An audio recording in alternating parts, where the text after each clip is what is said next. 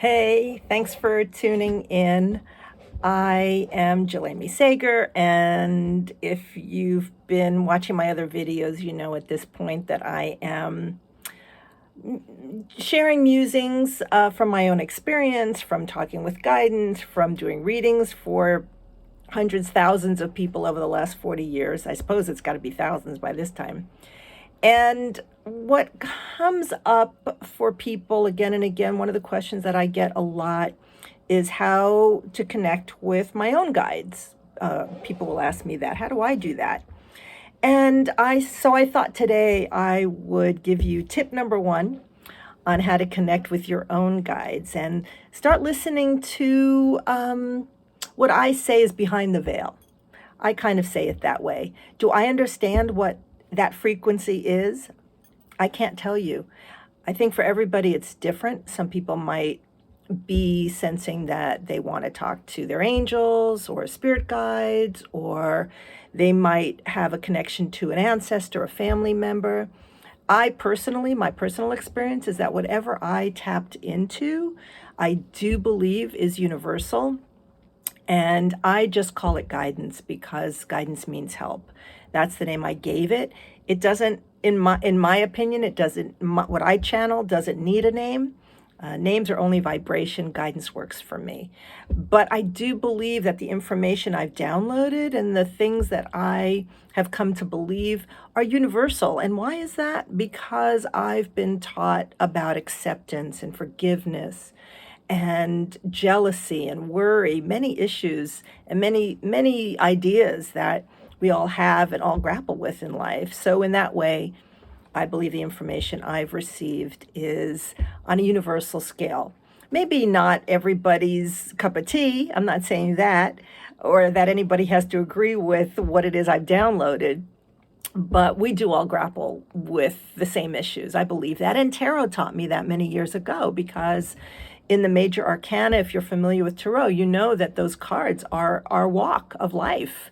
We all experience death. We all experience feeling victimized at time, or feeling like we are a victim. We all experience worry. So anyway, I'm just saying that that's why I say it's universal.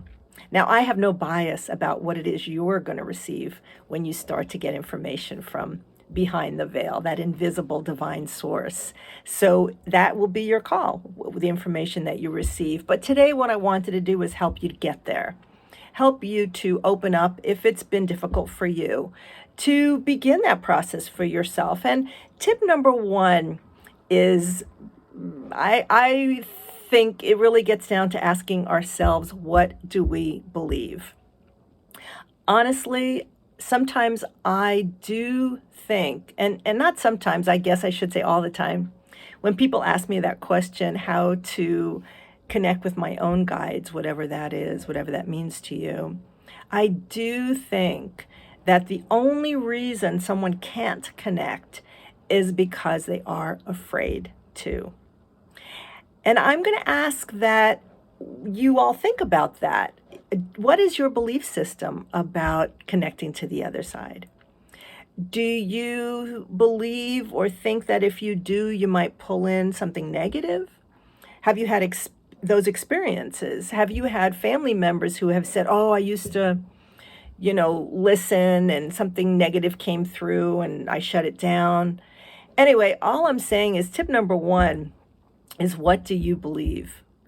And not only can fear stop us from listening to the other side, but also the other thing that can stop us from opening is just feeling like we can't do it. And the reason I'm mentioning these two things, fear and a sense that maybe I don't have the ability to connect to the other side, what both of those things have in common is that we're in our heads. And when we get in our heads and when we overthink something, we're not accessing the part of ourselves that can open up. We're blocked. That's what blocks us. So aside from contemplating whether any of that's true for you about your belief systems, your fears, your ability, I'm going to ask as tip number one that you practice being quiet, because being quiet can take away what we're thinking in our heads. And so start to practice being silent.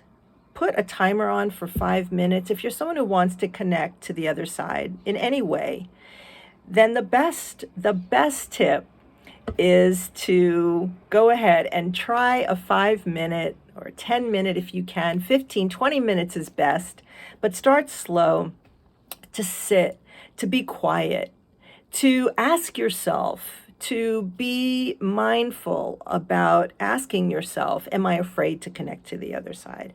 Ask yourself as you're sitting there, do I believe I have the ability to do that? Start with that, see what happens. Give me your feedback and your comments. This is a primer. This is Connection 101. I'd love to know what you think, how it works out for you, just to start to let go of what's getting in the way of connecting. Because the truth is, and I will share other tips as in other videos, but the real truth is that the initial inability to connect to what we want to connect to is more than likely not happening because we get in our own way. So all I'm trying to offer today are some methods to start to contemplate how to get out of your own way. Other tips will come, how to practice, how to open up more. But for today, let me know what you think. I would love to know if my suggestions are working for you in any way, and if that relieves some of the chatter that goes on in your mind that initially will get in the way of listening to the other side. As a matter of fact, no matter how much practice you have, no matter how skilled you get, no matter how much information you end up downloading in your life, trust me, being in our heads too much, no matter the experience one has, will stop that flow. All right. Thanks for listening. You guys are awesome. Love each and every one of you. And yeah, let me know how it goes. I'd love to hear from you. Take care. Bye.